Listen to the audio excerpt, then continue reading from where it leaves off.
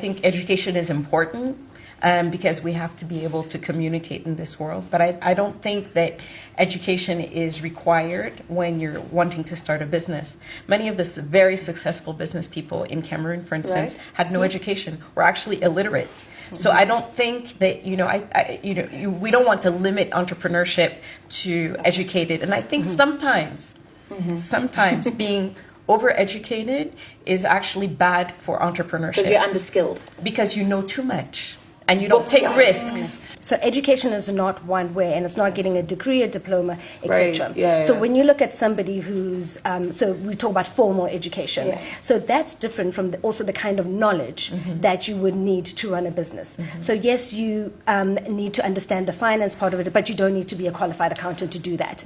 And also the importance of knowing that you can outsource a lot of things. So for example, I run a business in the fashion industry. I'm not a designer. I don't need to be, because I understand how to run a business and I understand what drives my business. So I've got a good understanding of the platform I operate on. Being a jack of all trades, and I think that's what Rebecca was alluding to, being overqualified can also be detrimental to you running your operation. And being able to leverage off people with those skills, that's actually where the art is. If anything, I went to school, the things I learned in school, I'm not using right now. And a lot of young people are like that. So you learn best from experience. So through experience, interning from such a young age, young people need to volunteer to work. And then from there, you build your CV.